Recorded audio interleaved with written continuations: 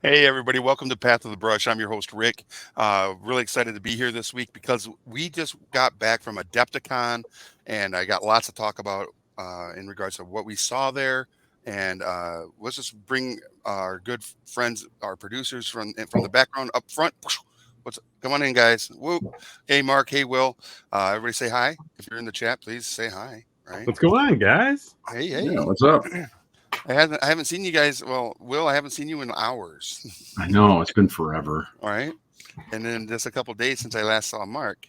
Yeah. Um, so we were all at Adepticon, and for those of you watching that don't know what Adepticon is, it is a convention that is hyper focused over the miniature and wargaming aspect of our hobby. Right, so you got Warhammer, you got Age of Sig or 40K, Age of Sigmar, Kill Team on the GW side, plus other GW games that are represented. BattleTech. There's so much. There's so much. But one of the things that was really cool there is Atomic Mass Games, which makes Shatterpoint, Star Wars Shatterpoint, was there. We had a great conversation with their team, and we are going to do some Star Wars Shatterpoint over the next 3 episodes. So I have in season 2, I had started and worked on some terrain. So this episode, I'm going to work on some terrain because for that, to be able to talk to you all about Adepticon and have conversations with Mark and Will about Adepticon is a little easier while working on some terrain. Then next week I'll do Count Dooku and his squad, and then the following week Obi-Wan and his squad. Then hopefully we'll get this on the table and get some play in, which is pretty awesome. So Mark and Will, how was your guys' Adepticon? Good. You want to start off, Mark? Yeah, it was good. So we ended up, well, Will was out there actually earlier. So he went out there Wednesday night and you played the Conquest singles event, correct? That is correct. Yes, I only got to do one day of it because we were doing the team event together, and there Yep. was a bit of an overlap. But I got to hang out and play some Conquest. I actually got to meet Stavros, who is the guy who invented it. It's like he Nice. made all the lore, and I got to chat with him about lore, and that's a whole thing, man. That's an exciting thing. Very cool. And I also got to chat with Leandros, who's the guy who wrote the rules, which is so I got the fluff and the crunch right there. It was great. That's The fluff amazing. and the crunch. Very Nice. cool.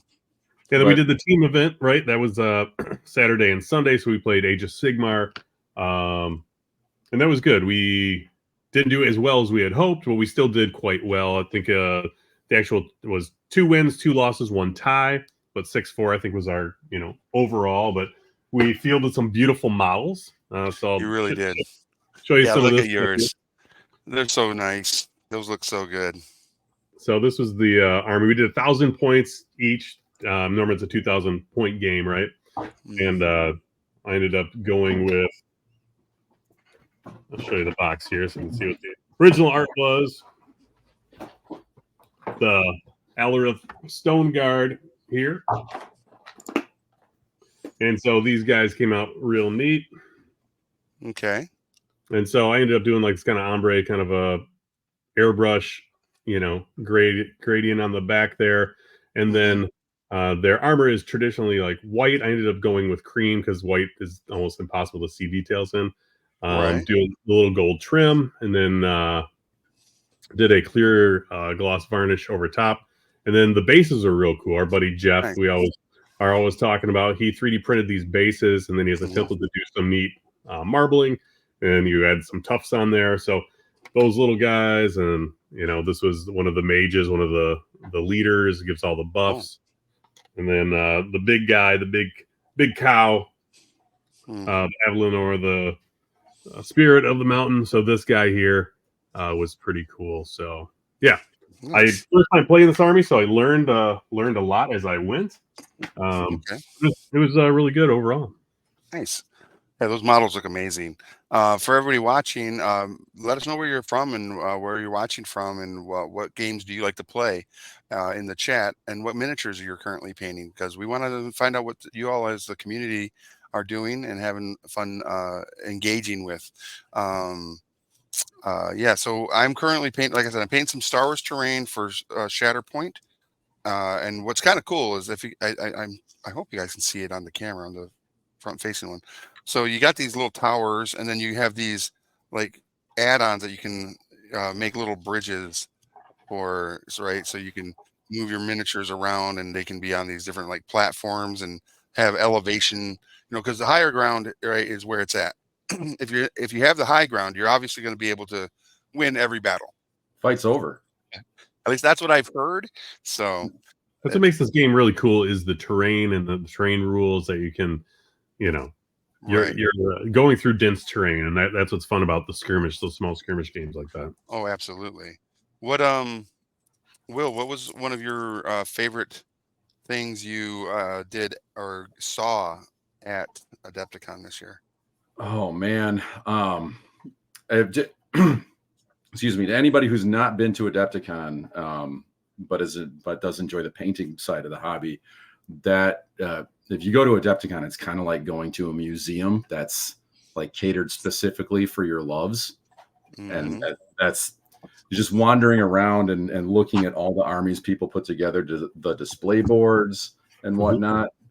Um, and Golden Demon's nice, and you know that like you're getting there to see the work that people like one Hmm. mini somebody's put months into making it just right.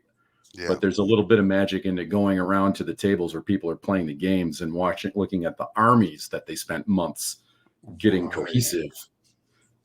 That's a great thing to say is because obviously, like you said, the Golden Demon miniatures are amazing, and you get to see the top tier painting talent that exists in our industry or in our space, in our hobby. And but like, when you do walk around and people are tabling such amazing artwork on their miniatures that they're actually playing with, because a lot of those Golden Demon entries are not played with figures, Right. right? Because people are like, I can't touch it because if I do, I might smudge the paint or whatever, right?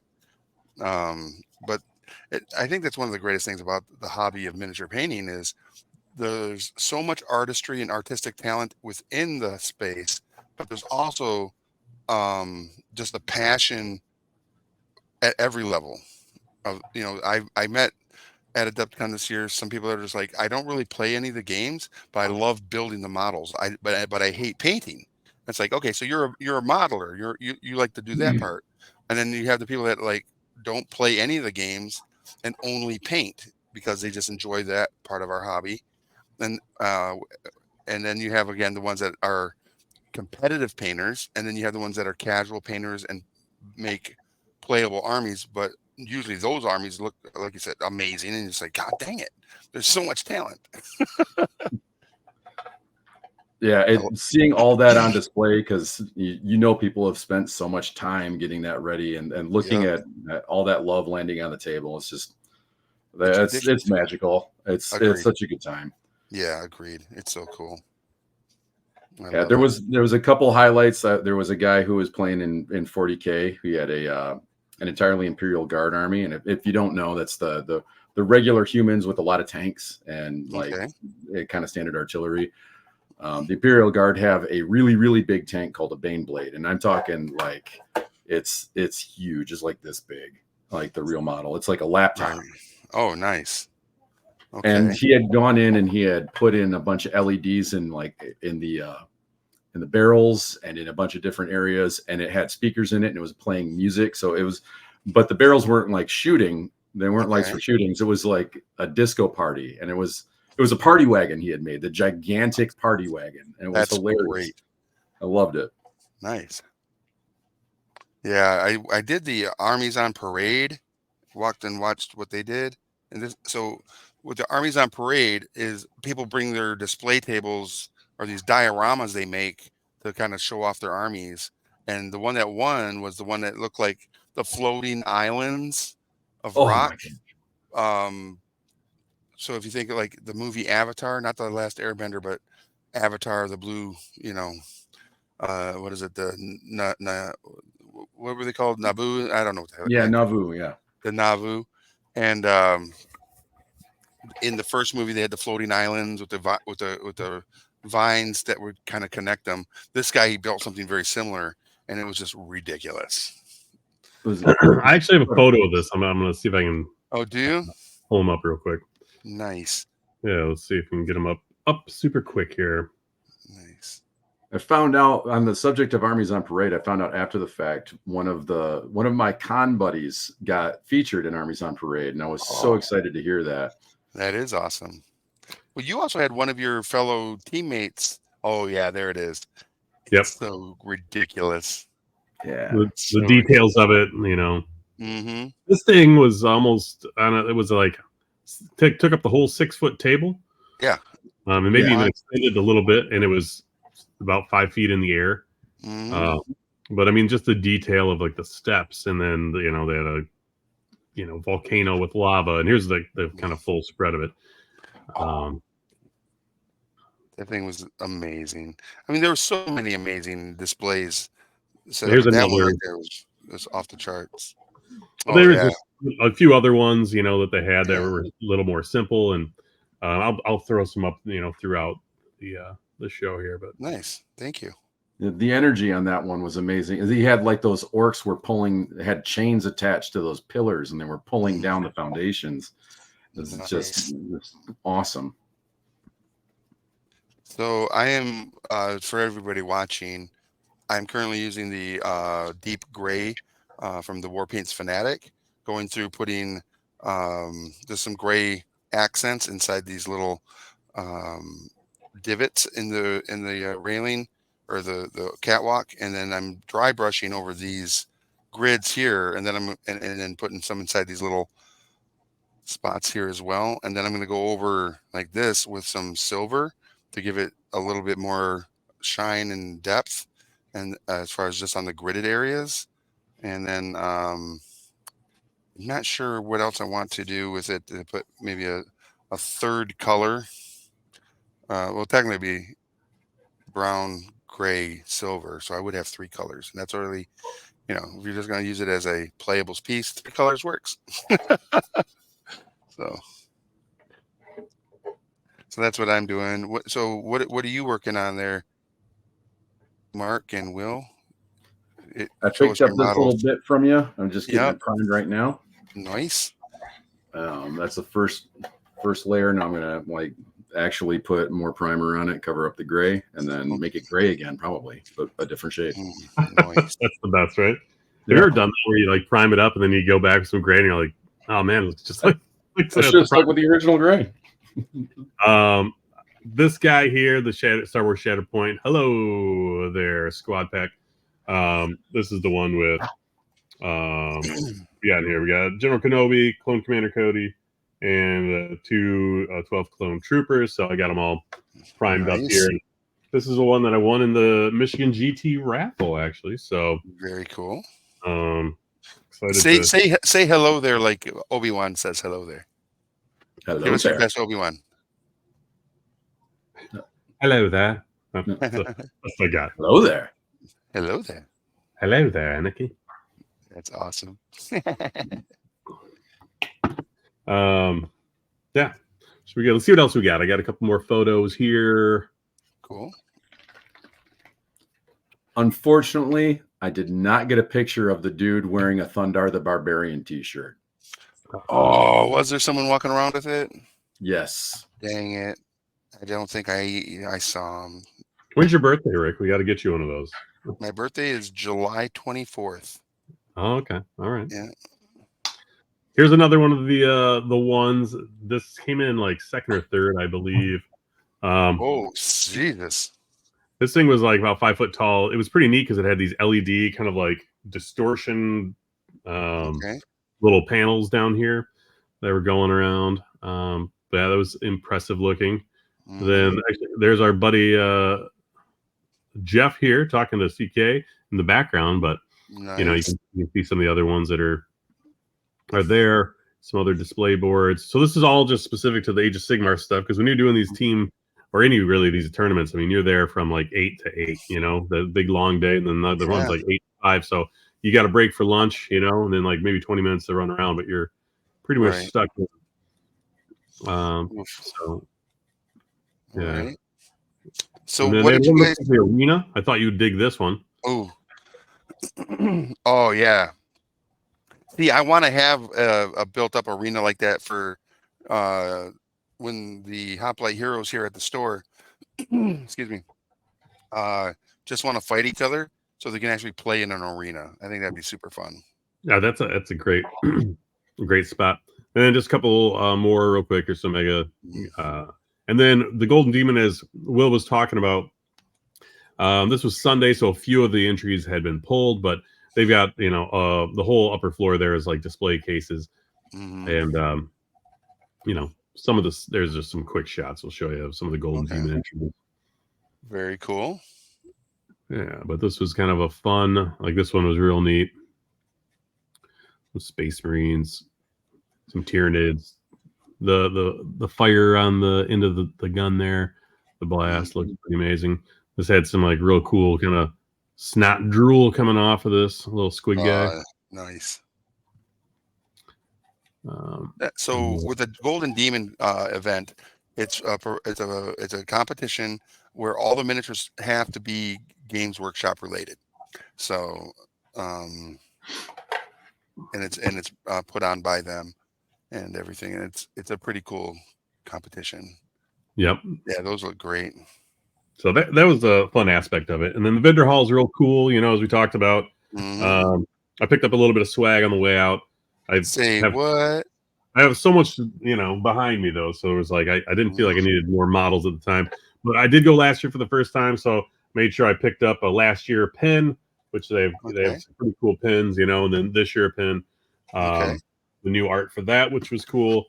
So I can put that on my gaming bag. And they had some cool like little hobby accessories. So rather than getting paint all over my kitchen table, I got this nice Mhm. rubber mat. I can put Nice. stuff on. And then the Adepticon like branded cut, self-healing little cut mat, so I can stop cutting Yeah. into the table as well. Very nice. Yeah, A little show and tell. I love it. it is a little show and tell. Hello, everybody. Hello I there. like it. Hello Yeah. there. Hello there. Yeah. Who are you, little one? Now that was good inflection, by the way, Will. Good job. Thank you. 10 points. Heck yeah, buddy. Yeah. So I worked the Res Nova booth, mainly just taking photos of the booth, and when people come up and do demos, just to kind of show the community playing the game for the Warzone Eternal game. And when I wasn't there, I was walking around talking to the different vendors, and there were some cool vendors there this year. There's one called Loot, and it's a subscription-based company where you buy a subscription, and it's not that expensive. I think it's like $7.50 or $7.99 a month or whatever, and you can choose between fantasy or sci-fi or both, and then it's like $15 a month, and it's the STL files. You get STL files to all their cool things, and so that you can print out and build all the cool things they had. And of course, the one thing they have that I got super excited about was this giant pirate ship. I was like, oh, because I run this campaign here at the store called the Stormcrest Chronicles, and so I use the WizKids Fallen Star ship that is in my world is the Stormcrest. And if I could get 3 of these pirate ships built and painted, I want to do a really fun and dangerous naval battle where these pirates roll in on these big like galleons, and the Stormcrest has to defend herself against them. So yeah, I was super Yeah. stoked about that. You'll have room for a 3D printer now, so that'll be I something to will. get. Where at? I don't know. You tell me. Oh, so for anybody that's in and around the Michigan area, or comes and visits here in Lansing, we are now going to be moving into we've only been open 6 months, and we're already upgrading to our next 2.0 location, which is only 3 doors down from where we currently are. And we're going to have a much better little spot in that store to do live stream as well, which is cool. But we're upgrading from about 1,100 square feet to 4,000. And so we're going to be able to do a lot more content there, a lot more events and gaming. And the retail aspect is also going to be vastly increased comparatively to where we're at now. So we're really excited about that. And it's going to it's just an upgrade, and it's going to really help a lot of aspects of what we do, not just as a retailer in an event space, but for the community. we'll have more access and more availability to just enjoy our hobby in different ways. So we're super excited for it. Congratulations, Rick. Thanks, brother. Yeah. Thank you. Super exciting. Yeah. Yes. Showed me those photos at Adepticon, and it's Yeah. I mean, if you guys were wanted to sneak down here after the show, I'll walk you through the space. I have the key already. Nice. Yeah. I may be able to do that. Or Friday, whatever. I don't, You might have to wait for Friday for me, but that'd be awesome. All right.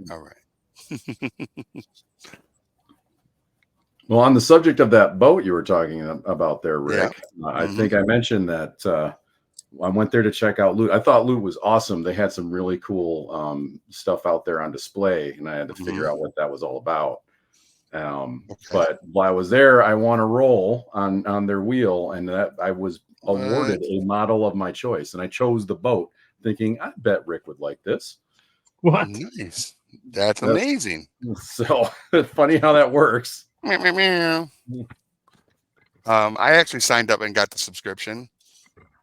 But I don't know if the boat was part of the current subscription month, but there was a lot of like Arctic and sea figurines.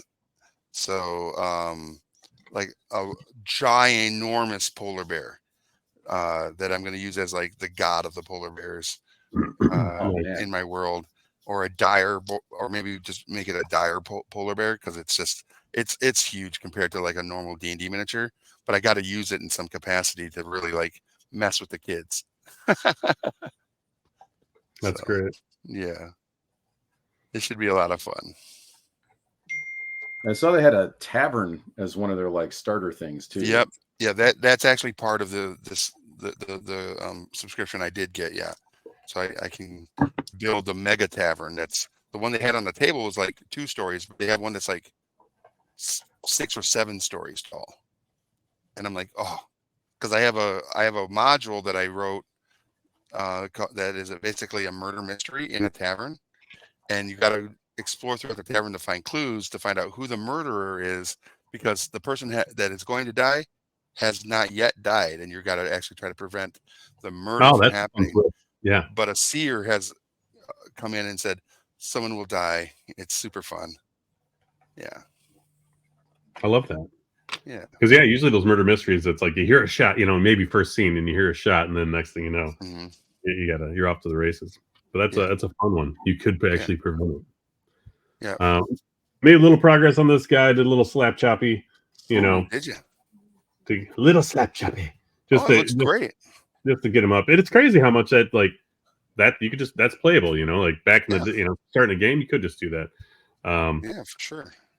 But yeah, I'm a sucker for the box art, so I'm going to try to do some of that. It looks like his armor is white. He's got his, kind of Jedi robes that are, that more of a sand color. And then black underneath because he's dressed as a stormtrooper, right? Right, absolutely. So get a little brown in his hair and his beard.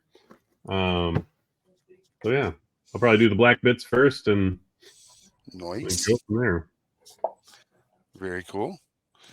He's such a great character, and Ewan McGregor, who plays Obi-Wan in the prequels, is such a fan of Star Wars. I don't know if you knew this, but the actor who played Wedge Antilles in the original trilogy is his like uncle. I think I did hear something like that. I didn't know that was the character, but that's. And then in the live action, what was the most recent live action one they did? Ahsoka. Yep, thank you. The actress who plays Hera Syndulla, the green Twi'lek pilot, is Ewan McGregor's wife. Oh, really? No kidding. Yep. And the little boy that apparently is playing Kanan's son, Hera and Kanan's son, is her and Ewan McGregor's son. Oh, that's great. So they're keeping it in the family over there. Yeah, 100%. Which is also that family's cool. Strong in the Force. Yes, they are the Skywalkers. It's wild. I may be wrong about the sun though, but I for some reason I feel like I'm not. If anybody in the chat or that's watching us can pull up or find that intel, that would be great. Please let us know if Rick is around. If I'm wrong on the child, I know for a fact the other things are absolutely the case, if you will. If he's right, I guess you can let us know too. Yeah, if I'm right, be like, yep, Rick's got it. Rick's on point for sure. Dang it, Rick's correct again. Dang it. It's not supposed to be the case. Did it again. I just like having those weird tidbits of knowledge, right? Oh, yeah. The other thing I find interesting about this game that is there's a Darth Maul figure, right? Or squad. And it's not Darth Maul, it's General Maul, right? Because doesn't he come back in the Clone Wars? I feel like he does. In the cartoon, he comes back. He gets chopped in half, but he comes back somehow. I didn't watch it. Did you watch it, Will? I did. Oh my! Spoilers, though. I mean, if you haven't watched it by now, it's been out what 20 years, 15 years. It's been out a little while. Yeah. He does show up, and I don't recall him being a general. He was embittered, and he wanted revenge. But that Sith. Yeah, right. Revenge of the Sith. Get out of here. Yeah. But I feel like, do you have the MCP starter, or I'm sorry, the Shatterpoint starter over there? I do not. You do, Will? I do not. Okay. Hey, hold on just a second. Hey, Brian, can you bring me a starter box for Shatterpoint real quick, please? Yep. Thank you. So we are transmitting from my end from the store, so I can be like, hey, go grab one of those off the shelf real quick. I want to take a look. Nice. Thank you. Awesome. Because I feel like he's in here. Thank you.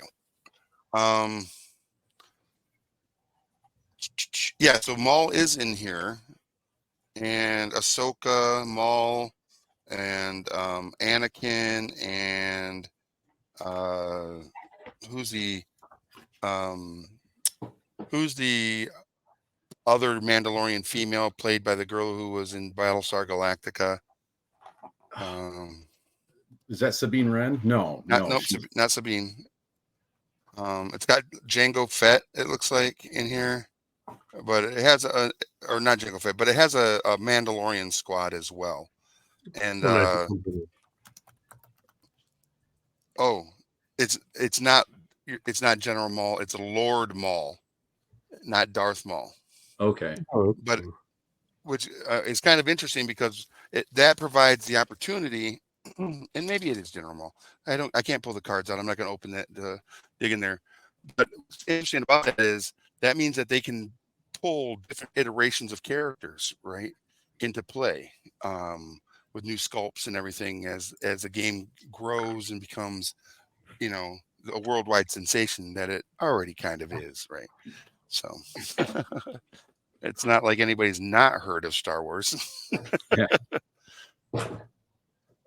And this is a true skirmish game, so it's supposed to take less time, right? Less model count. Yeah, it's supposed to be in like a 45 minutes threat versus Legion, where you're 3-hour game type deal. Right. It says here on the box that it's about it says the game could last about 120 minutes. Okay. So it's Bo-Katan. Bo-Katan, thank you. Played by Katie Sackhoff. Katie Sackhoff. That's right. She's got her name on a Blue Angels cockpit. Does she really? Yeah, she got to fly with them once, and she's terrified of flying, which makes that even funnier. That makes it great. Good for her. You're doing that quick. That's good. It's super cool. Yeah, I was so happy to see a Blue Angels cockpit that had Katie Starbuck Sackhoff on it. Like, oh man, that's awesome. Live that dream, lady. That is awesome. All right. So what's the size of like your team usually in this game? I haven't really seen the rules much. I think it is anywhere from 4 to maybe 6 figurines. Because units, you can play with a couple units, maybe. Yeah, it's usually like you have your commander type, so your Anakin, and then you'd have a named character, so like Commander or Captain Rex or Commander Cody, and then 2 base or minion type characters, so like 250 or whatever uh, troopers. Yeah. That's like how it kind of pans out for most, because like the Obi-Wan has Obi-Wan, Captain Rex, and 2 clone troopers. The Count Dooku has Count Dooku, Jango Fett, and 2 security droids. I think that's what those are called. Are they the security droids with those like electrified batons? Yeah, they're the IG-100 Magna guards. Yeah. Nice. It comes with the giant cards, right? Yeah. Yep, just like that. And the thing is, there should be like things on the card that tell you like what era of Star Wars they're from. So when you're putting a list together that might not be from that same, like if you want to mix and match some stuff, you have to use similar era cards, right? So Clone Wars, original trilogy, or whatever, they have designators for that, which I think is really cool too. Got all these little cards goes with it. So it's nice that these are a little bit larger, right?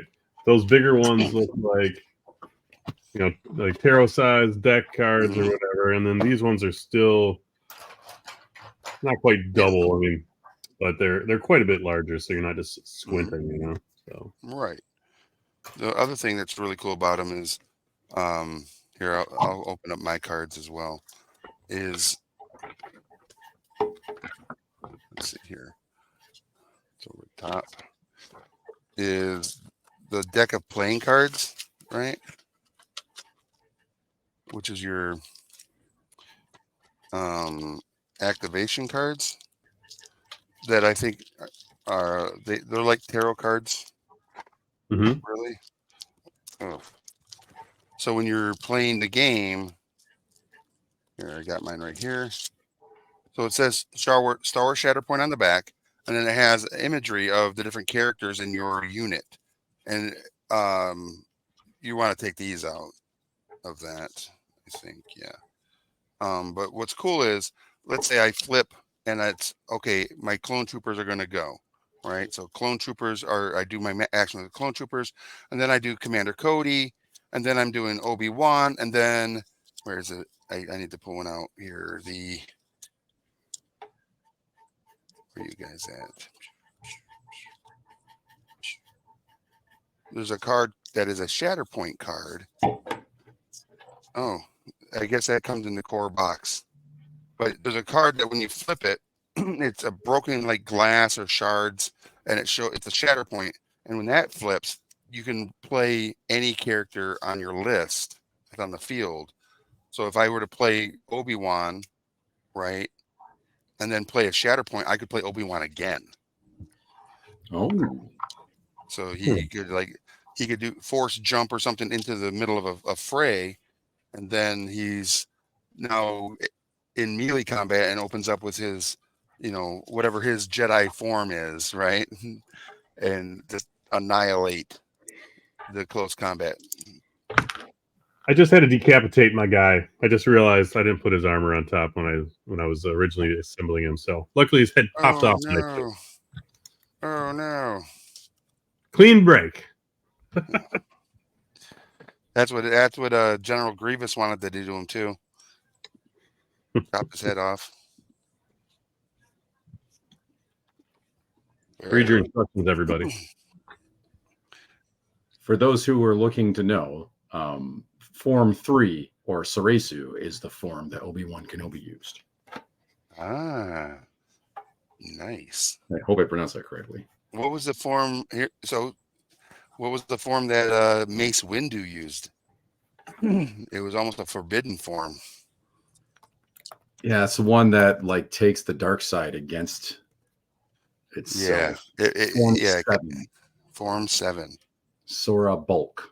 Is that why he Okay. was so fearful of the dark side? I think it's also why he really was dominating the Emperor in their fight Mm-hmm. until Anakin showed up and was Yeah, like, you got the whole team there. yeah. Even though Mace is there with like 5 or 6 other Jedi, and he just cuts them down with ease, right? And he cut down my favorite Jedi in that conflict in his chambers there. Saddened me greatly. Now, Kit Fisto. Kit Fisto, yeah, That guy had meat dreadlocks. he did. He was awesome. He was He's awesome. a cool looking dude. I was so sad when he died too. I'll tell you what. Mhm. I'm with you. Yeah, Kit Fisto was awesome. Yeah. There's a scene in the Clone Wars animated series where he's underwater fighting, the droid army with their underwater forces, and he's just going to town, and he kind of looks back and he gives you this smile, and you're just like, he loves his job. That guy enjoys what he does. Yeah. Yeah, he enjoys it, and that's super fun. So, all right, gonna put some onto this last piece here. Very excited.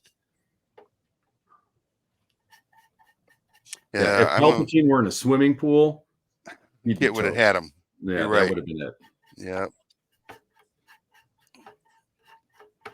A whole different movie. Right.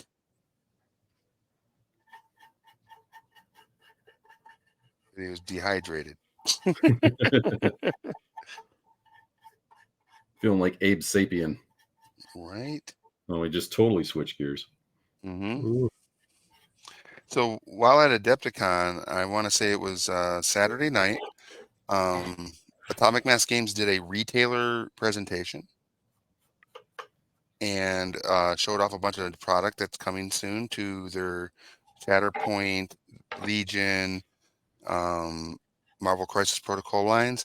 And they dropped a little bit of intel on X-Wing and Armada, in that they had no intel to give. And they also talked about Legion. So next year, apparently, based on what they kind of talked about, Legion's going to get a lot of love. Good. I know a lot of people enjoy that game. The miniatures are great. The playability of the game is super fun. So, I tried a smaller demo of it, and it was pretty cool. yeah.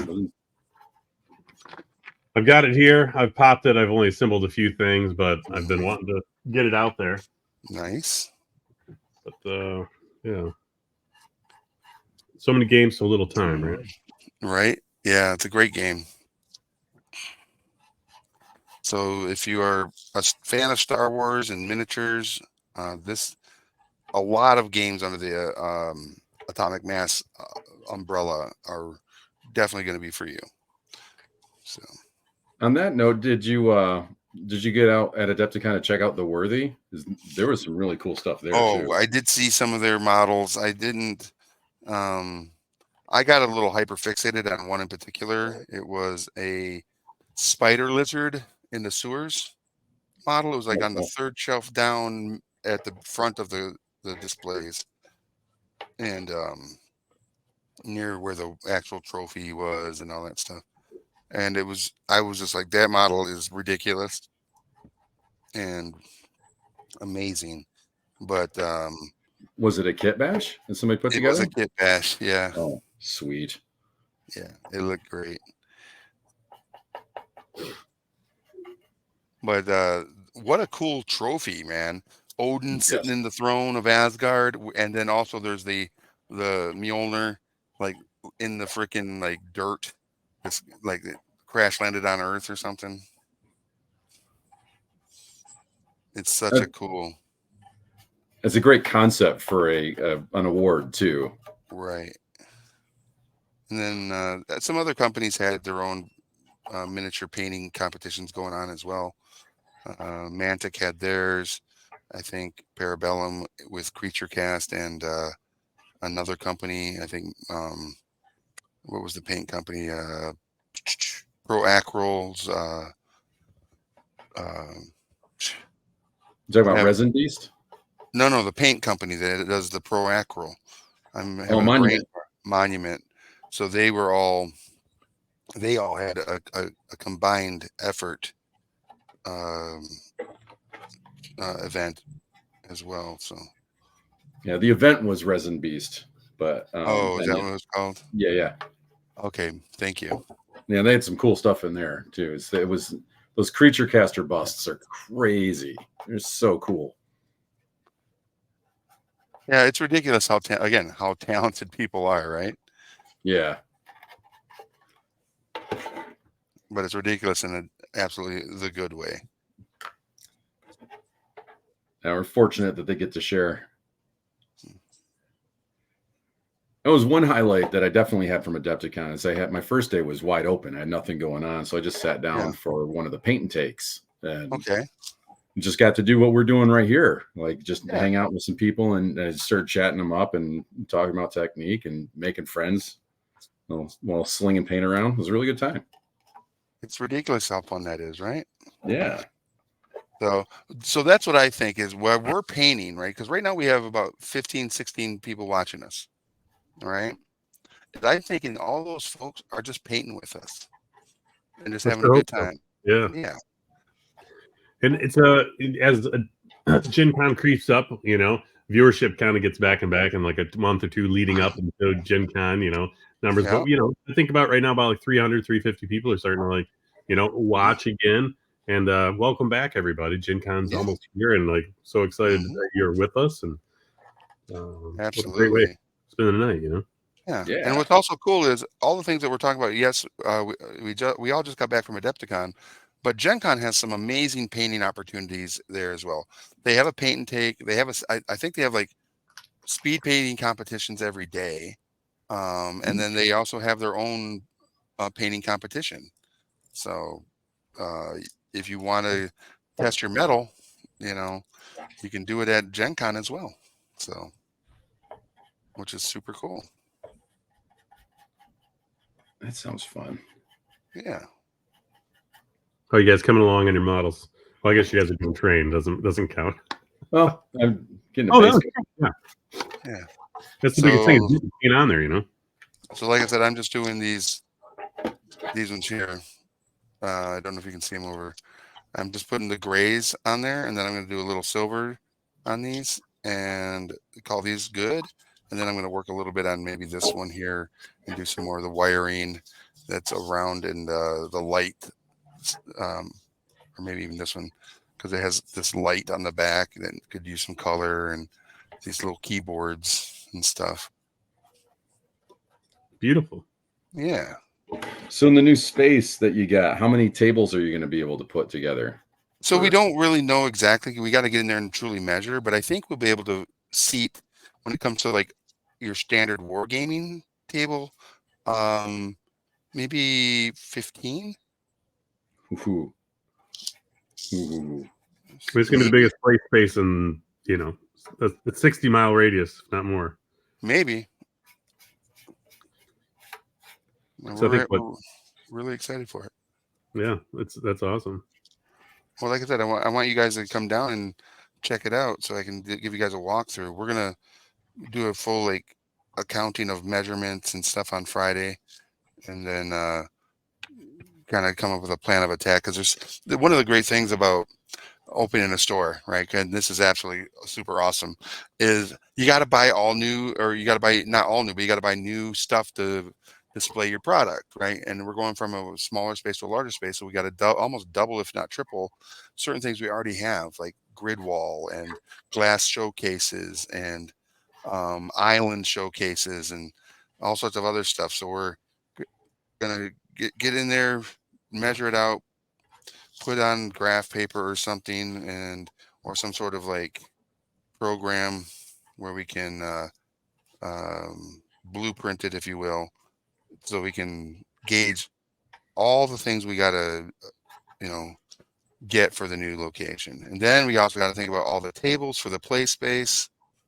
I mean, we already have tables here, and I have tables at the video production studio still, and everything that we'll be moving into the store. So we kind of got that covered. It's just, a lot more fun, interesting things, and I'm really excited to see how it all kind of lays out once we get it in. That's awesome. Yeah. You have a certain date you're planning for, shooting for?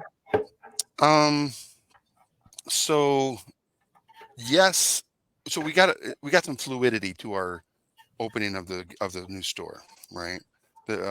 We actually can't really get in there until probably the beginning of May to start doing some build out stuff and everything. But as soon as we have the keys in May, we're going to try to get the gaming side kind of set up, the tables and stuff that we have in there and everything, so that we can hold events over there, right? In May to kind of also be like sneak peek, hey community, come play in our play space. And by the way, we're building this out. This is what we're doing, blah, blah.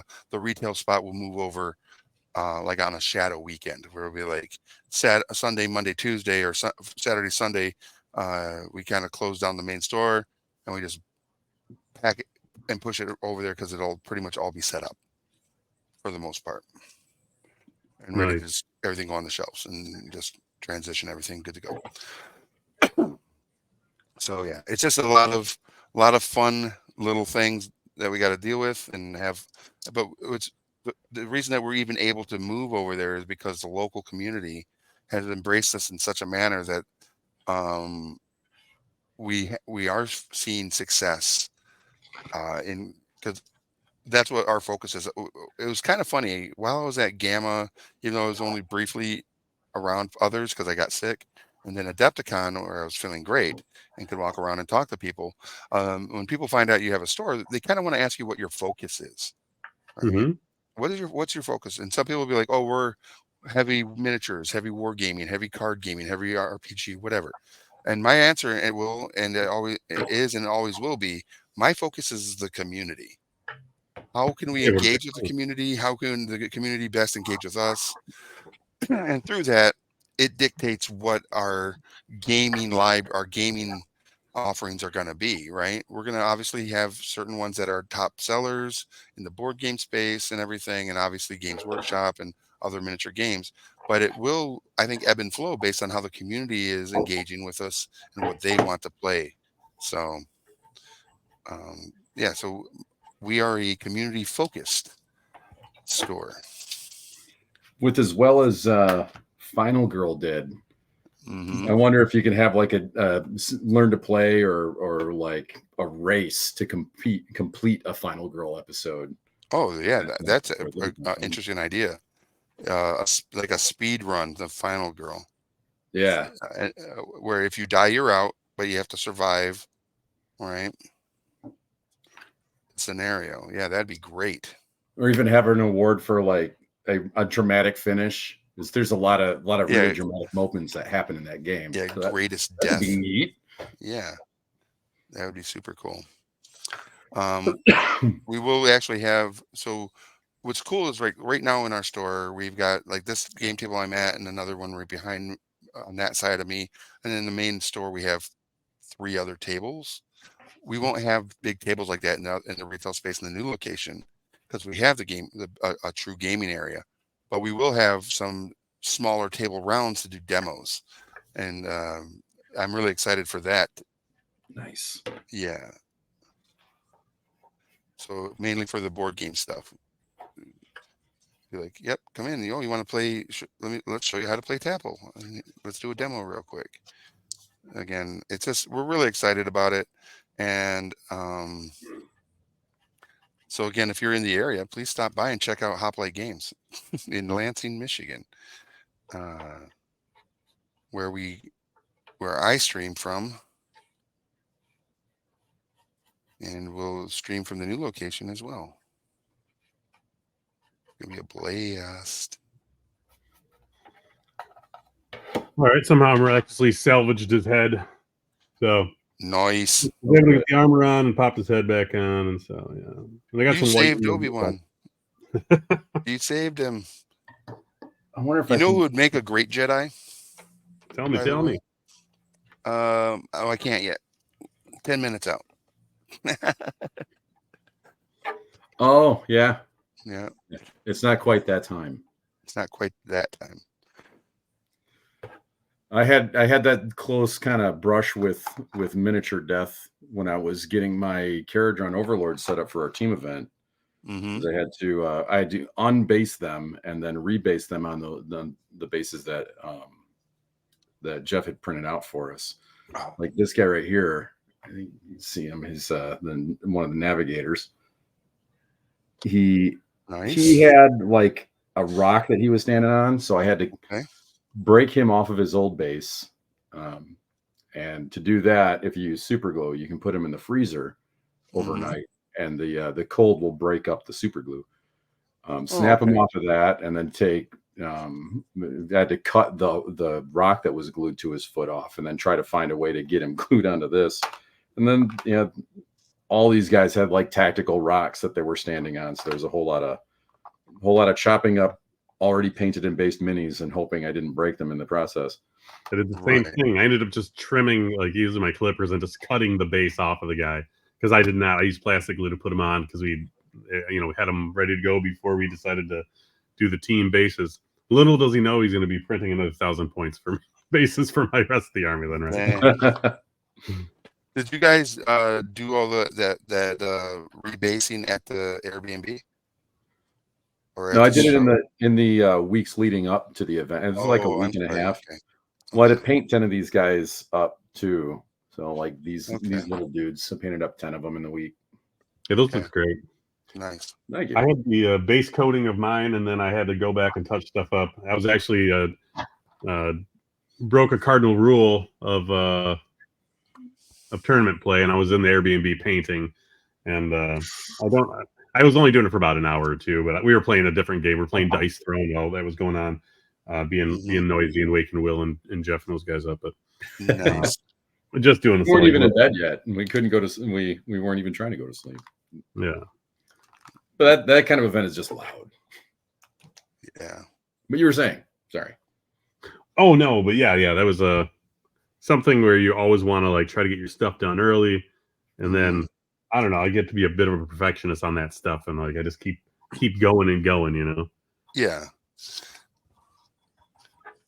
Well, one of my conquest buddies, he was at the event, like as we were getting ready for the conquest tournament, he was still applying the third color of paint to some of his miniatures, just so he could. Oh, that's rough. Yeah, that's crazy.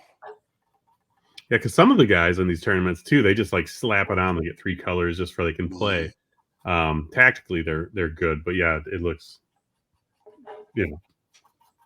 playable. Let's say. Right. Yeah. You know what? One of the things that I think is really cool about Adepticon that I think Gen Con should mimic is Fort Wapple.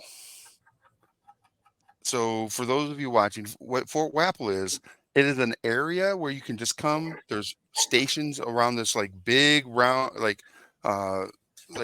loop of tables, right? And at each station there's a lamp, and then there's like a painting mat, everything that's set down, and you can come in, you bring your own paints, or they have paints that you can use. So like if you haven't used the Fanatics, they had the Fanatics there. They had other brands that you could use, and test out, or just hang out and paint with people that are fellow painters and stuff.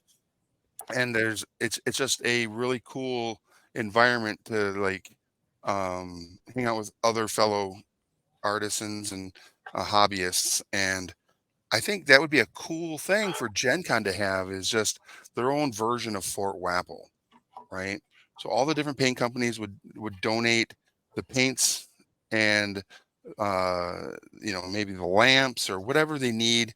It's also kind of cool because they have chargers placed throughout the table too, so you can sit there, you can charge your phones, which is one of those things that at a convention is Oh yeah.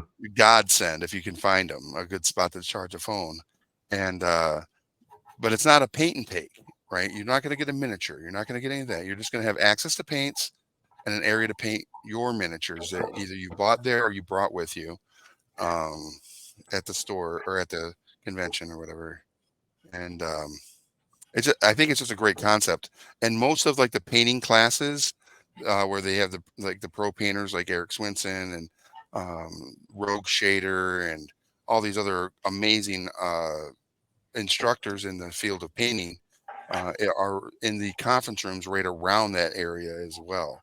So if they don't Yeah, already do it, well, go and I ahead. don't think they do, I was just saying if they don't already do it at Gen Con, which I don't think they do, that would be something that would be a really cool because it's 4 days of gaming, and that in those 4 days it's 24 hours. That area is open 24 hours. Is it So really? yeah, yeah. That's wild. I walked by there a couple times. I was always impressed by it. It's like you do get to test out those paints, and that's always intriguing. I want Yeah, to try all that stuff out. yeah. And like Um, they had a couple tables that are right there by the escalators before you get to the main table where area where everybody paints, and there's a people live streaming there almost the entire time as well. So like, how cool would that be? Is if there was a um, times during the show where you could live stream from that location onto Gen Con TV. Like, hi, we're here live from Gen Con at the painting arena where you can come down and paint miniatures that you've bought here at the show this weekend or brought with you for your games you're playing. We've got paints provided and stations for you to do so. This is not a paint and take, but we'd love to see all you painters come and check us out. And we're all working on this. And you get one model, a big model or a medium sized model that all the artists who are working or painting that weekend are working on the same model. Like That'd I be might fun. work on I might work on the face or whatever. Then you'd come in and you work on like the torso or the underlying areas of that model, and then the next person come in and work on another piece of the model, and it's like a cooperatively worked on piece that you could maybe raffle off for charity at the end of the show or something. and you're I singing don't my tune. That would be awesome. right, and I don't know if Peter's watching right now, and if you are, what do you think of that, Peter? That's a great idea. Yeah, it'd be super fun. And it would be a fun way for like this show and program to engage with the community at Gen Con. Yeah. No, it was called Fort Waffle. Wapple, Waffle. Wapple. Yeah, so Okay. James and Kathy Wapple were the ones that kind of like curated and were the ambassadors for for that area. And sadly, so here's the thing. This show that we are currently broadcasting was at one point Kathy Wapple's painting show, but she passed away in the last year due to cancer. Oh, And like so, just before we came on as a show, she had recently passed away, and she and I were very good friends. She was an amazing painter. I was super happy for her to have the program, and it's really nice to kind of be the torch bearers of her efforts here on Gen Con TV, and have a way to continue the hobby that she loved through what we do. So I don't say it enough, but I feel like what we're doing is you know, kind of like carrying her torch for the love of the hobby. So yeah. Yeah, she's found new and interesting ways to share it. That's awesome. yeah, absolutely. Yeah, shoot. Now I feel like I need to send an email to Peter and see what kind of engagement we could do at Gen Con for the program. As long as that email got there before like 1995. Yeah. I believe a tragedy might strike around that time. Oh shoot, you mean 1994? 1994. Yeah, that's Yeah, post tragedy. yeah. So this is when the Jedi Order actually began. Was in 1994. That's right. Yeah. So yeah, from outer space, a runaway comet or planet collided between the Earth and the Moon, unleashing cosmic destruction. Man's civilization is cast in ruins, but thankfully, 2,000 years later, the Earth is reborn, which is thank you, right? A strange new world full of savagery, sorcery, and super science, right? But one man breaks his bonds to fight for justice with his companions Ukla the Mock and Princess Ariel, and and pitting his courage, strength, and fabulous sun sword against the forces of evil. And that man is and will always be the first Jedi in my heart, Thundar the Barbarian. So, Thunder, thunder, thunder. right? He's amazing. Thundar the Barbarian. So good. This shtick never gets old, right? It doesn't. I gotta turn away or I turn into like Jimmy Fallon. I just start cracking up. Right. It's kind of like Can't hold it together. what was the Conan O'Brien show, right? And whenever Paul Rudd would come on to show his new film, it was always that kid in the wheelchair going down the hill with the alien and launching off the freaking cliff. Oh, Are you guys familiar with this? No, I'm Yeah, not. every time he would come to promote whatever his new movie was, Ant-Man, any of the Ant-Mans, any of the Marvel, anything, he would always, it was like for 15 years, he would show this one clip from this movie from the 80s. It and was he was in it, right? brilliance, It was him. true brilliance. Or it's like Jimmy Kimmel, who for longest time would be like, in the beginning and opening dialogue, after he'd do his monologue, he would be like, "Hey, and our special guests tonight are so and so, such and such, and musical talents from such and such, and Matt Damon will be joining us as well." And at the end of every episode, he'd be like, "Hey, sorry that we weren't able to get to Matt Damon. We apologize. Well, maybe we'll be able to get him on next week." And they did that forever, and then eventually Matt Damon came on the show as part of the shtick, and you know, I like that. Thundar is our shtick.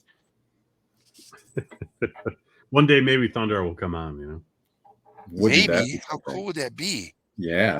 Who It was the is. voice of Thundar? Ooh, I'm I don't looking. know. I should know. I feel like a bad fan now because I don't know who the voice actor who voiced Thundar is. You're fired. I'm literally the Terrible. worst. What's that? Robert You're Ridgely. fired. Terrible. Robert Ridgely. Is that guy even still alive? He died in 97. Oh, that's unfortunate. What was he known for? Other cartoons? He was in Boogie Nights What? He was the cameraman. as the Colonel James. Okay, that's odd. That is a weird one. Speaking of 1997, you guys see the new X-Men? The old X-Men, new X-Men? Yes. Yes. It was great. I haven't finished it. I started watching it, but yeah, it was I love that. Great. Wait a minute. Did you just say you haven't finished it but started watching it? It's only 2 episodes in, right? Oh, I've saw the 2 episodes, but yeah. Okay. It's like I guess I could not even have finished it, but You're caught up with the series. There you go. There you go. I liked it. I like the fact that they maintained the similar animation style and voice acting Yeah, styles. same voice actors came back. A lot of them. Yeah, those that could, I guess. Yeah, the ones that could. The action choreography for a cartoon, I was truly impressed by that. They choreographed some really cool action scenes. Agreed. Yeah. I'm still looking up what this guy's voiced, and there's a whole lot of additional voices out there. Nice. I think it's interesting with the new X-Men animated series. Yeah. is that the fact that Morph is back. He died in the first episode of the original, right? Right. Or He did did he? come back. My wife reminded me. He did come back later. He was Did he? captured. Oh, he Yes. was captured. You're right. Oh, I did not He know was, that. he I was don't like know. turned at that point, right? Yeah, It's Okay. under his mind. I don't remember if it was Mr. Sinister or something along those lines. Okay. And then um again, this might be a spoiler, and I apologize if you feel it is, but Sunspot Yeah. making an appearance is interesting, an interesting play, right? Because Sunspot, as we all know, is a new mutant, and if I'm wondering if they're going to use his appearance on the show as a way to uh, do a spin-off, a New Mutant spin-off. That'd be neat. Yeah, I That think would I be think it cool. would be neat. So we shall see, right? What a great time to be a nerd, you know? No Oh my kidding. God, so good.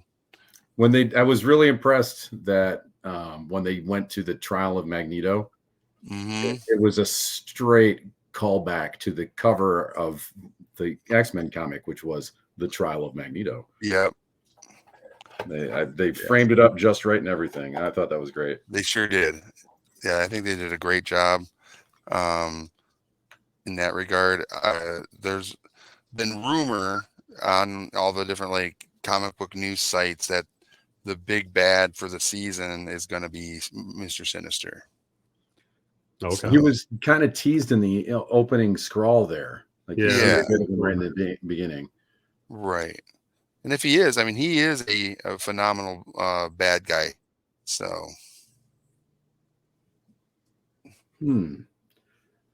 I remember that they had the death certificate for Professor X that was on display there, and whenever they throw a date like a number on there, it's always referencing something. oh, okay. And Professor X died on November 11th, 1997. I was wondering if that's when the show ended the first time.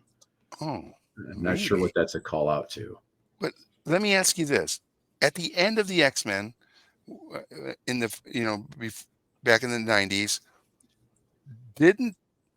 wasn't there like almost like a post-credit scene where Moira McTaggart is in the her facility, her science facility, and you hear Professor X's voice say something to her and like touch her hand, like there's a clone or another body, or because I feel like during this time in the comic books, the trial of Magneto and everything, Professor X comes back and is walking again. That did happen in the comics. Yeah, I don't remember what brought him back. Like he was married to like the Queen of Space at one point. Ilyana from the The Shi'ar? Shi'ar Empire. Yeah. Yeah. Yep. Comic books, ladies and gentlemen. Amazing. Yeah. Nobody stays dead in comic books. All right. Nice. Those are going to look good on the table. These little walking catwalk things here are just going to look great on the table. What color are you putting on the top of those grates? Silver. That's going to be great. It's going to be great.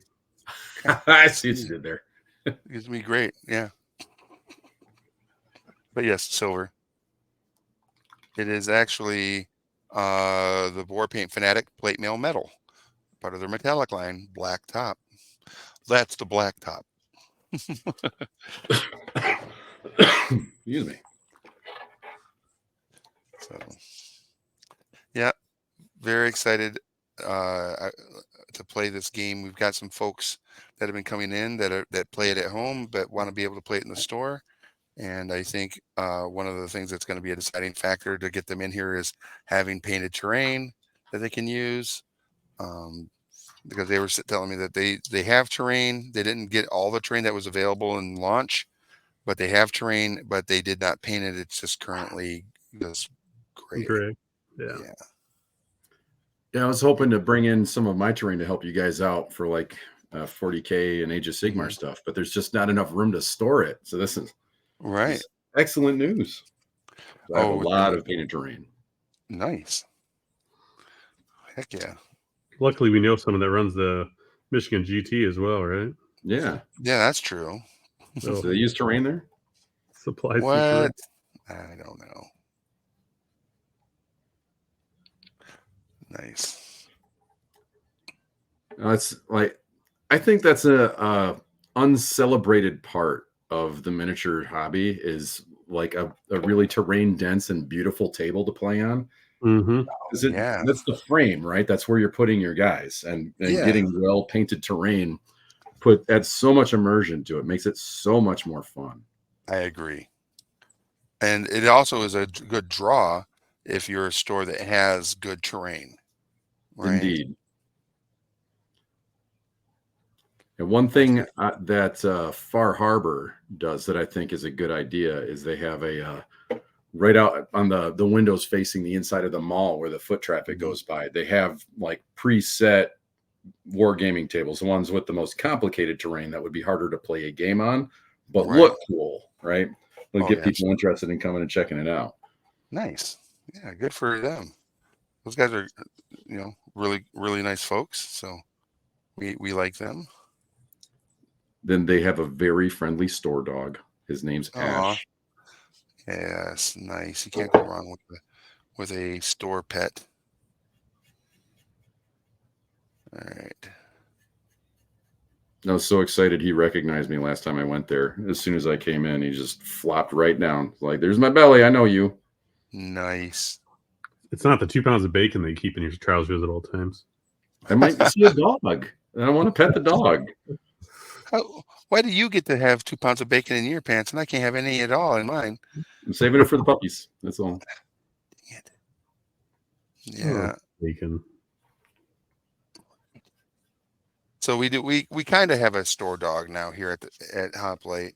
One of our dungeon masters has a therapy dog, and they bring them in with them when they run our D&D stuff for the kids. So on Saturdays, the puppy will be here. That's great. Yeah, and it's a beautiful dog, and is super like patient and calm, and doesn't it might bark once in a while, like if someone is walking out front of the store and the puppy sees maybe they're walking their dog, and if it sees another dog, it might be like, "Hey, who are you? How you doing? Hey, it's me." Trying to make some friends, yeah. Yeah, as one does. Oh, one of the famous last words. Oops. Uh-oh. Yeah, Oops. there's a little schmutz here. It is bad, like when you have that. I think it was like first season. You had that explosion. What was it? The nuclear orange or something like that you're painting with. Yeah. And I had that happen with a little brown the other day, and I was like, trying to really get it out of there, and it was just like my cap, and the thing exploded everywhere. It's actually my daughter. She'll be 2 in a month now. Actually, Wow. exactly. Yeah, April 27th she'll be 2. So Nice. Oh my gosh. But I had these little D&D burros, little like donkeys, Uh-huh. I'm always down here painting and stuff like that. And she'll go, Dad, and then I'll show her something I'm painting. She'll go, cool, like, cool. And so like, I was like, oh my gosh, I got all these like little mini D&D things. Like she likes horses and stuff now. So I was like, you want to paint this little horsey? And then so yeah, we sat her down and just she base coated it brown. About halfway through, she got a little bored, but we did 2 of these over 2 different like little times. Nice. And now I'll say, Ellie, you want to go paint? And she'll go, paint. And she'll run to the back door to the basement, knock on the basement door to like go. And she'll go down. Like she's ready to go, Nice. Start them young. Start them young. Heck yeah. That's awesome. She'll probably be a golden demon winner by the time she's 12. There you go. Hopefully, right? That'd be great. Because both you and your wife are pretty artistic individuals. Yeah, true. We both my wife did the graphic design, and then the management track, and I did graphic design and fine art painting in high school and stuff. But yeah. So my father-in-law, he was in Art Prize a couple years back. He did this really cool Jimi Hendrix triptych thing. It was like a 5x7, where it had a middle panel, 2 side panels, and then he's a musician as well, and he played renditions of some Hendrix songs that he had looping in the background. So it was, and it Nice. was lit, and he did this neat thing where it was like kind of a regular painting, but then he put like glass on it, so it almost had 3D aspects of it. So, and yeah, he was in the JW Marriott for that. So Oh, that's cool. yeah, which was the big downtown hotel. So yeah, it's fun. All this artistic stuff's fun. This is a great outlet. Oh, absolutely is, for sure. So right now, just so you guys know, I'm using some crystal blue just to put some color on this, and I just did it on this one as well on these little like lights on the sides, and just to give it a little more pop, a little more extra. Nice. Yeah. Jumping to the other side of the color wheel real quick. Uh-oh. Yeah, but yes. What? Oh. What? Color Well, theory. just as a contrast thing, yeah. Oh, absolutely. Yeah. Yeah. Super fun. Again, this is what we love about this hobby is you get to try new things. You don't have to be stuck to just, what everything is meant to look like. You can, like I have two different colored sandy browns for the terrain. And then there's even some I want to do that are like just gray to be like more imperial looking or something, Mm-hmm. and not just like the deserts of Tatooine. There's more than one planet. Right. Maybe something But from the all outer of rim, them, yeah, but all of them are desert. Yeah. Every last one of them. Right. Except for the swamp. Right. Dagobah, for sure. But That's what only was the 5 one? square miles of that planet. The rest is a desert. Right. The rest is just desert.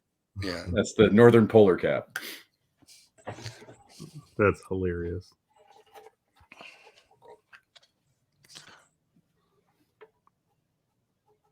I'm watching the Bad Batch right now. What do you think? I love it. I'm on the final season.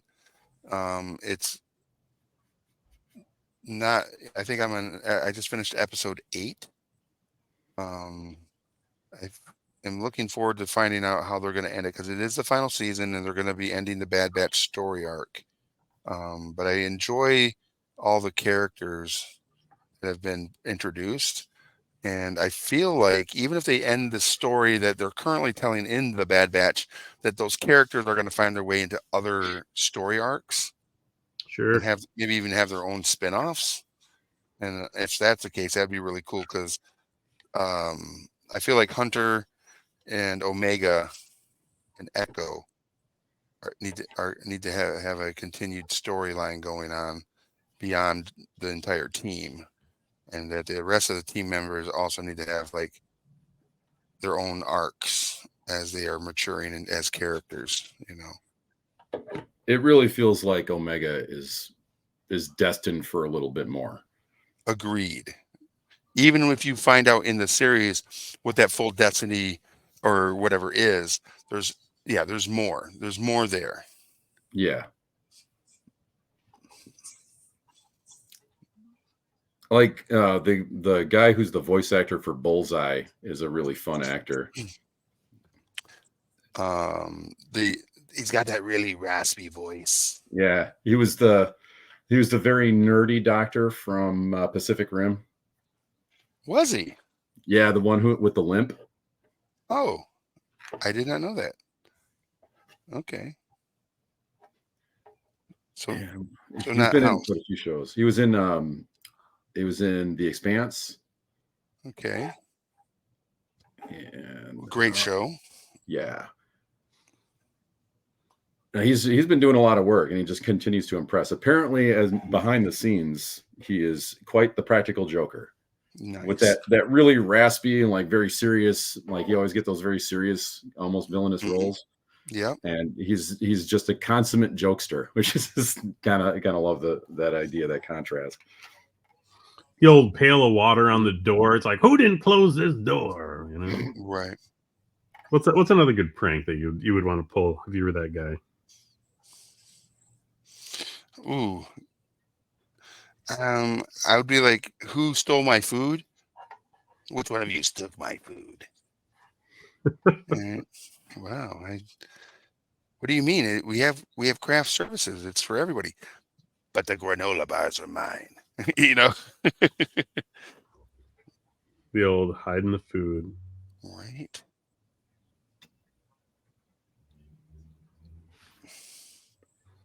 All right. What time we got? All right. We probably should talk about people that we are really thankful for existing, Oh yeah. um, that help make sure that we got this going on.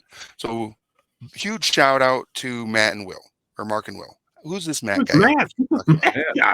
You know what? I My miss brother's Matt. now hosting this show. This is great. So we had a kid here that was a regular, and he ended up moving back to Ohio.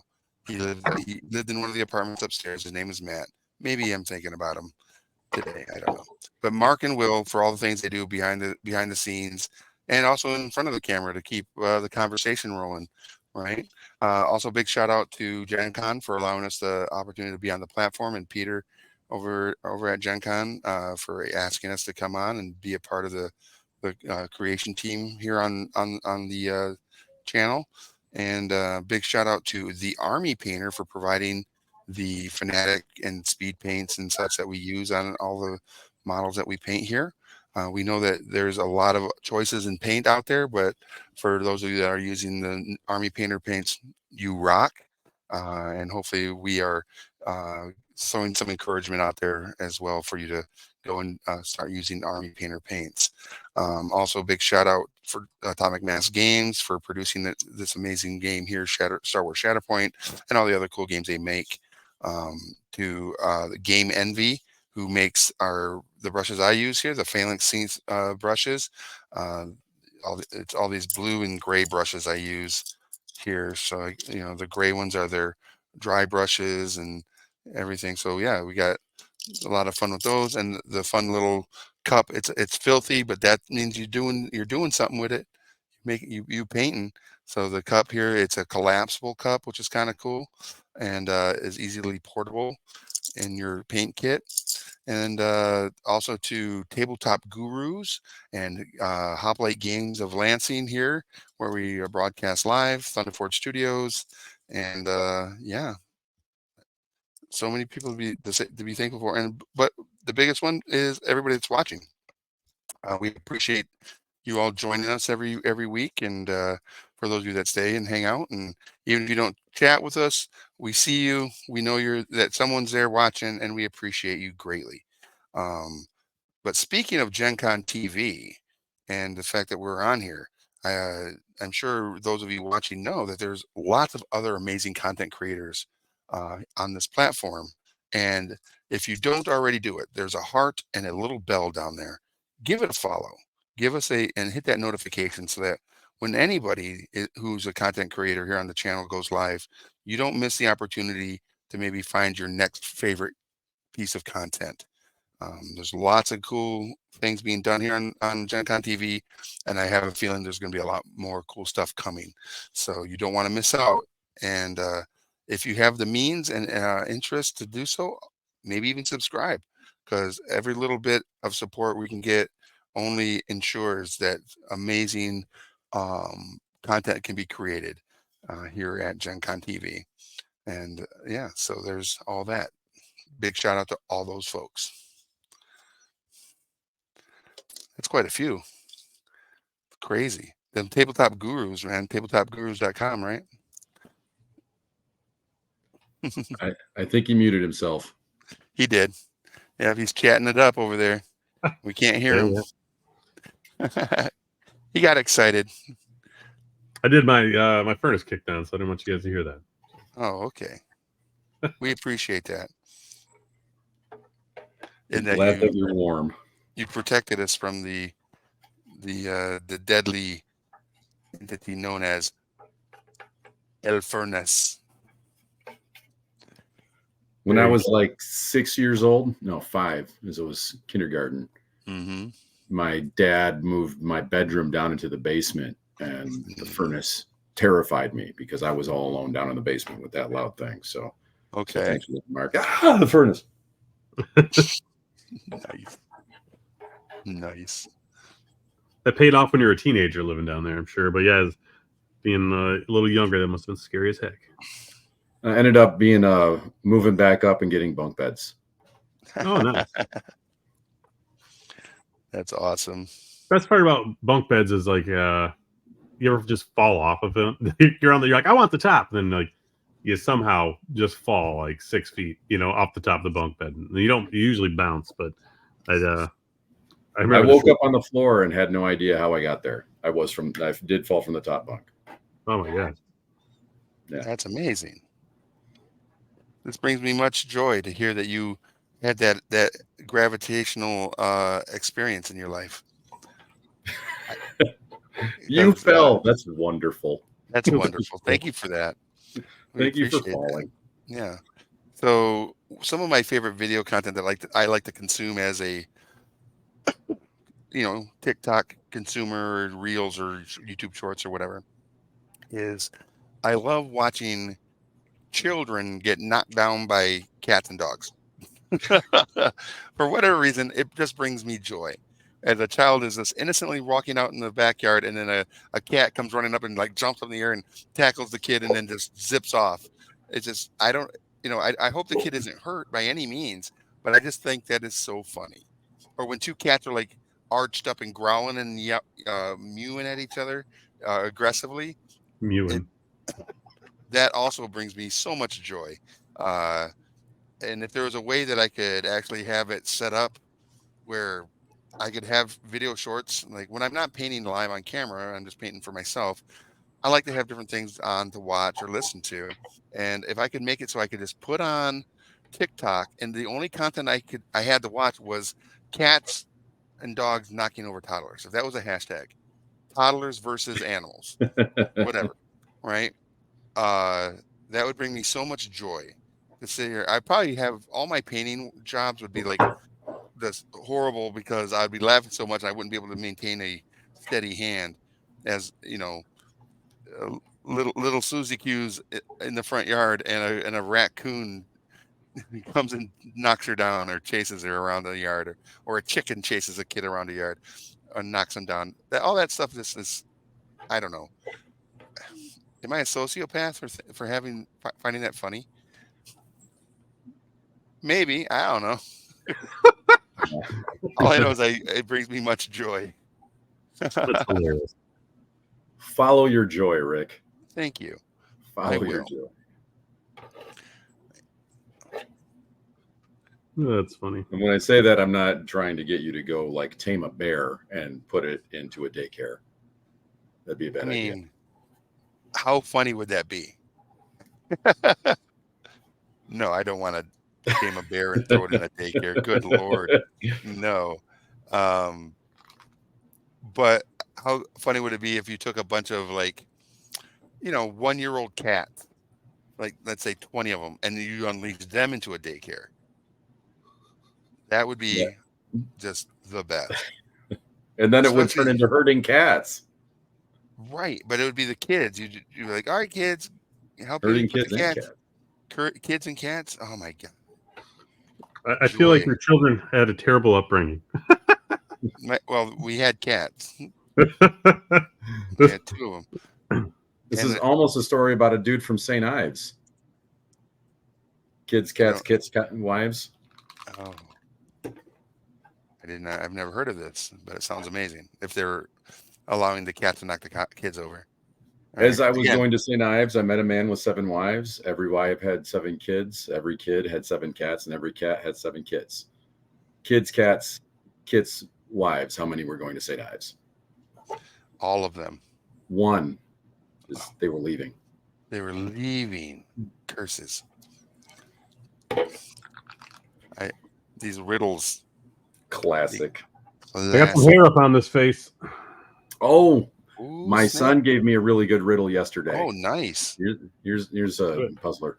What has 4 letters, sometimes has 9 letters, but never has 5 letters? Those are all true statements. What does have 4 letters? Correct. Yeah. Nailed it. Never does have 5 letters. Yeah, that's a good one. Have you guys heard this one? Did you hear about the guy who got his entire left side chopped off? No. He was all right. Good He's God. all Turned right, out he was Carl. all right. He's all right, Carl. Oh my God, was he all right? Yes. Yes, he was all right. Uh, we apologize to everybody watching that you had to suffer through those dad jokes just now, but I don't approve. As the newest dad, I don't approve. not yet. Wait You until will that soon. moment, that one wonderful moment when your daughter comes up to you and says, "Dad, I'm hungry." Hi, hungry. I'm dad. It is your duty as a It is. father. And if you don't do that, we will take your dad card. It is a sacred duty. I mean, only for the weekend, but you'll get it back because we're all. I feel like as dads, we're all just we're just trying our best. Yeah. All we can do. It's all we can do. I was Right? making some dad jokes and mixed company of people without children. They go, I don't like this iteration of you. I was like, yeah, you guys are And jerks. that's when This is you why realized I we don't couldn't be see you friends often. anymore. Yeah, Yep, right. and that's when you realize we can't be friends anymore. It's the only version you get anymore. Right. That's all you get. That's all you get. Yeah, it's like that commercial where the guy's like an insurance salesman and they're talking about, you don't have to be your parents, become your parents, Oh yeah, that's a good one. right? And they have a bunch of different iterations of that. And when you start doing dad jokes as a parent, I feel like that's what we're doing. We're just becoming our parent in that aspect. And you know, you don't necessarily have to. But if you do, it's all good, you know. Because a good dad joke can be fun. There's literally a board game called Dad Joke Face Off. Is it fun? Who puts it out? The op. Oh, okay. USopoly? Oh no, I'm sorry, no. Ultra Pro. Ultra Pro does with their association with Playroom Games. Took me a second, but yes, Ultra Pro. Dad Joke Face Off. Which is super cool. All right. All right.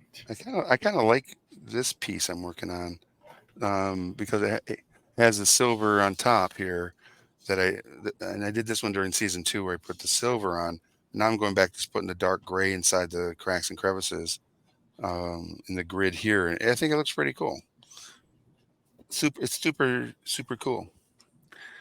Super cool. Yeah, I super might have to take cool. some Tamiya panel liner to some of these.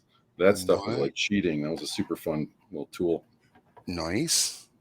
If you're unaware of it, and I guess I can show people on the stream too. It's not an it's not an acrylic based paint. It's Okay. it's like an enamel based paint. So you want to finish what you're doing, and you want to varnish it. And it's got a Okay. little like a fingernail polish brush on it. Oh, nice. Very Does very it tiny. stink? Is it really odorish? A lot of odor to it? It has a smell, but it's not too bad. Okay. But you tap it on any of these tiny little cracks and crevices like you get Hmm. like in these areas, right in here, Yeah. and just the black just flows right in. It like Oh, races like through. what's it called? Like a capillary refill. Exactly. Yeah. Nice. It just uses the capillary effect to just Yeah. right through. And the effect is strikingly good. It's That's cool. another one of those little things to cheat, and you don't have to like, I've tried to pick out those lines and fill them in with black before, and you end up having to repaint everything and then repaint it again. Right. That's But cool. that one you just tap it on there, and if some of it, like you get some overbrush, you just wipe it off with your thumb because it takes a lot longer to dry. Well, nice. I saw somebody painting some miniatures recently. I think one of them was again. I think it was a Thor miniature for Marvel Crisis Protocol, and they did something where they just tapped it with this like electric blue, and it just kind of like webbed into the spaces, cracks and crevices of whatever they were painting, Mhm. and it made it look like there was electricity flowing through that part of the model. I was like, "What is that witchcraft?" But That sounds cool. yeah, I was like, "Holy crap! Talk about cheating in a bottle." Yeah. So Yeah, all those really difficult looking techniques are usually cheating in a bottle. yeah, Just applied cheating in a bottle. yeah, indeed.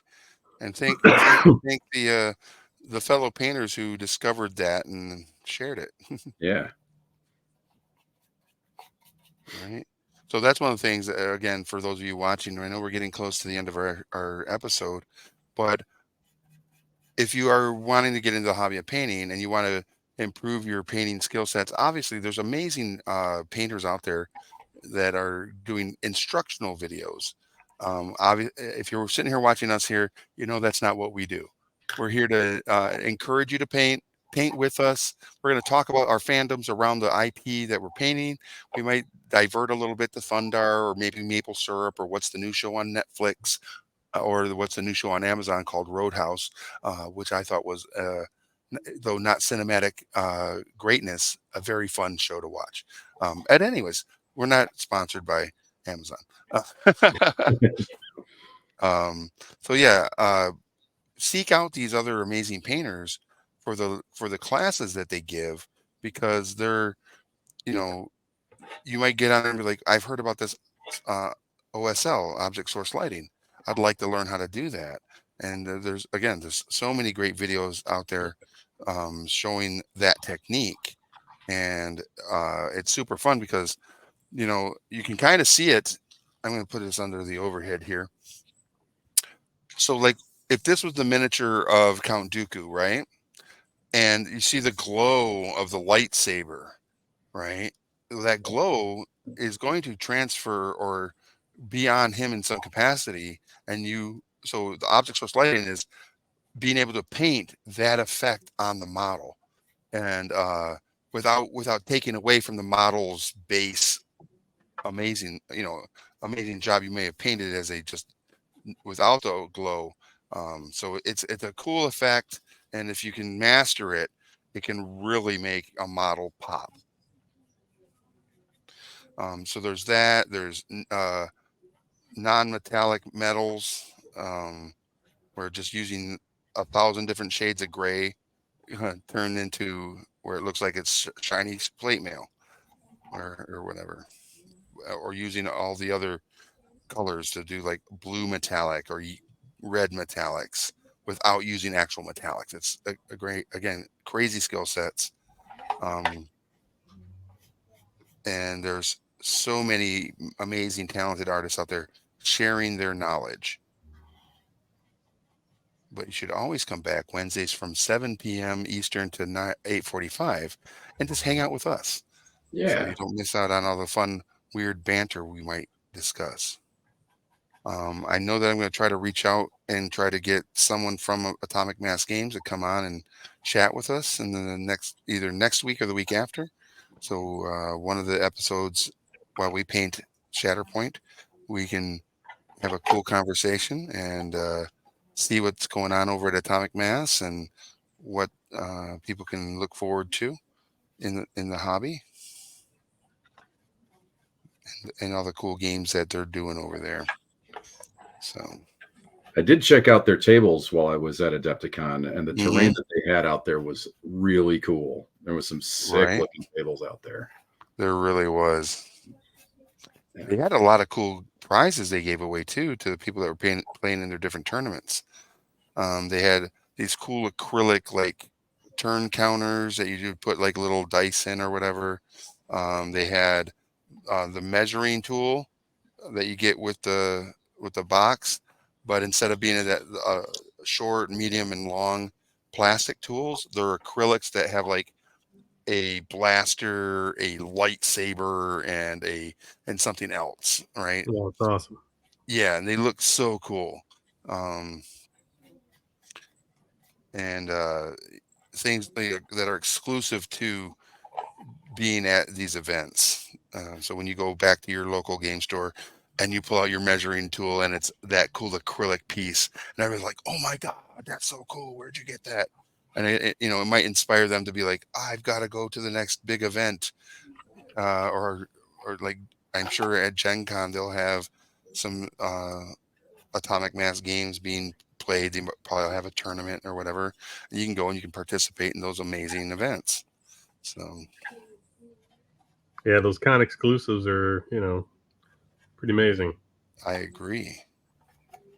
Speaking of Gen Con, they had remember the eBay booth? I do. So eBay, they were there and they had the cool dragon. Uh, Yeah. what was it? What TCG Gamer was there, like sorting cards, and they had a bunch of No. things. And then they had what was like what would you say it is? Like a convenience little booth, like you get soda pop out of them. What's that called? Like a concession. Concession kind of like thing. Yeah. Anyways, you'd type in a code that you would get, and it would pop out, and they had some like exclusive eBay kind of magic cards. Remember these? Yep. They were just like giving them there or whatever. I looked them up recently. They're actually worth money, like Huh. because they're con exclusive. And some of the artists were there, so you could actually have had them signed. Yeah. It was pretty funny. I ended up like giving them to my daughter. I was like, these aren't gonna be worth anything. And then I looked them up later, and they were like $12 a piece or something, like not signed. I was like, this is crazy. That is crazy, but Yeah. awesome. But that's kind of cool with those like con exclusives. Like Hmm. it's a rare thing. You have to be there to get them. Yep. So it's always nice to be able to go to a show and participate in something and take something home that your fellow local. It's kind of like show and tell and a little bit of like bragging, right? To be like, yeah, that's right, man. I totally went down there and I got this participation playmat because I got destroyed by, you know, or whatever, whatever level of play you were able to attain and bring back some cool swag. Yeah, 100%. Yeah. All right, everybody. We're coming to the end of our show. Again, a big shout out to all our sponsors and all of our partners in paint. We appreciate all of you and everybody that's been watching all episode. Thank you so much. We have been, again, this is a reminder, we have been painting, I've been painting terrain. Will has been painting some terrain, and Mark has been painting the Obi-Wan model from the Star Wars Shatterpoint game by Atomic Mass Games.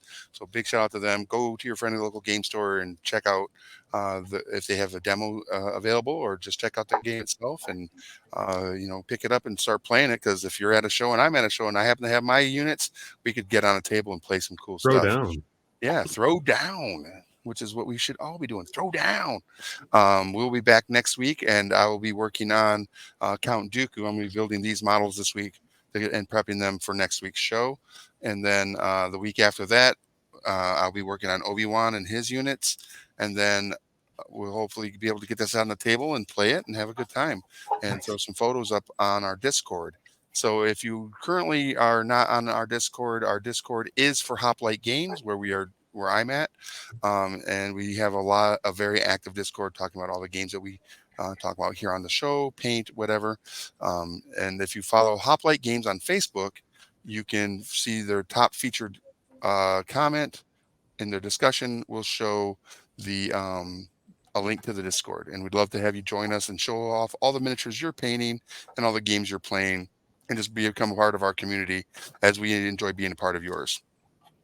So until next time, Mark, Will, thank you so much for everything you do.